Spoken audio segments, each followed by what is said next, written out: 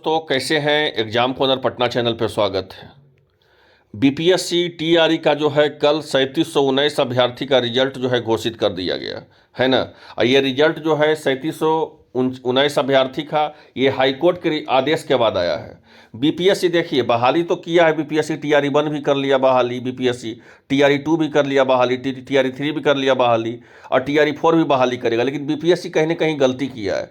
गलती क्या किया है? तो पहला गलती ये किया है कि अगर बीपीएससी टीआरई 1 का देखिए, चाहे टीआरई 2 का देखिए, चाहे टीआरई 3 का देखिए, ठीक है, उसमें एक चीज़ कॉमन नजर आएगा आपको कि जितना पदों का विज्ञापन निकाला गया है उतना पदों का रिजल्ट नहीं दिया गया है। और यही जो है सबसे महत्वपूर्ण कोर्ट केस का जो है आपको ये जो है एक सबसे महत्वपूर्ण पहलू यही है।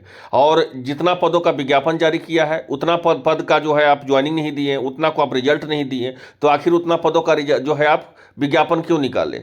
इसी के आधार पे जो है पटना हाईकोर्ट में आपको पता है ना जाने कितना कोर्ट केस किए हुए। और अब इतना तो जान लीजिए कि हाईकोर्ट का निर्देश दिया जाएगा तो आपको हर हाल में जीत होगा। तो सप्लीमेंट्री रिजल्ट में जो भी नहीं जुड़े हैं, टीआरई 1 हो, चाहे टीआरई 2 हो, चाहे टीआरई 3 हो, आंख मूंद के जुड़ जाइए, क्योंकि सीटों का संख्या आपका जितना का विज्ञापन ना निकला है उतना पद जो है आपका रिजल्ट नहीं दिया गया है। तो आज ने कल आपको बेनिफिट होगा, इस बात को याद रखिए। समय लगेगा लेकिन इतना जान लीजिए सप्लीमेंट्री रिजल्ट आएगा जरूर। जो कोर्ट केस से जुड़े होंगे पटिशनर के तो 100% आएगा, लेकिन हाँ समय लगेगा। लेकिन जो पेशेंस रखेंगे उनको आज ने कल सप्लीमेंट्री रिजल्ट में मौका मिल सकता है, इस बात को समझ लीजिए। तो जो नहीं जुड़े हैं वो सप्लीमेंट्री रिजल्ट से जुड़ सकते हैं हमारे द्वारा, ठीक है।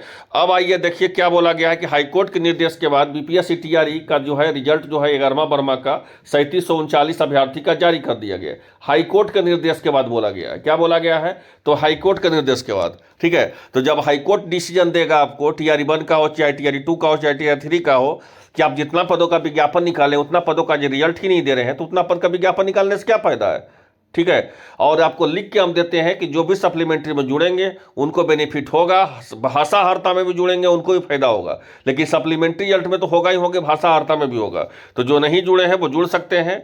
और इसमें जो है कल जो है रिजल्ट आपको घोषित कर दिया गया है। तो जो भी नहीं जुड़े सप्लीमेंट्री रिजल्ट कोर्ट केस में वो जुड़ सकते हैं। आपको भाषा हर्ता में भी नहीं जुड़े हैं तो वो जुड़ सकते हैं। दिया हुआ व्हाट्सएप नंबर पर आप संपर्क कर सकते हैं, ठीक है, जिससे जो है आप जुड़ सकते हैं। अब यहाँ पे ध्यान दीजिए, आपको नियुक्ति पत्र के बारे में बोला गया है कि 51,389 अभ्यर्थी को नियुक्ति पत्र दिया जाएगा, जिसमें जो है आपको 10,739 अभ्यर्थी को जो है क्या कौन देंगे नियुक्ति पत्र? तो मुख्यमंत्री जी के द्वारा दिया जाएगा नियुक्ति पत्र, ठीक है। तो इस बात को याद रखिए। लेकिन 51,389 अभ्यर्थी को नियुक्ति पत्र दिया जाएगा, लेकिन जिला मुख्यालय में दिया जाएगा बाकी को। और बाकी जो है 10,739 अभ्यर्थी को नियुक्ति पत्र जो है आपका मुख्यमंत्री जी के द्वारा दिया जाएगा। तो ये है महत्वपूर्ण चीज। और एक शिक्षा विभाग के द्वारा देख लीजिए, कल एक लेटर जारी किया गया 5 तारीख के डेट में।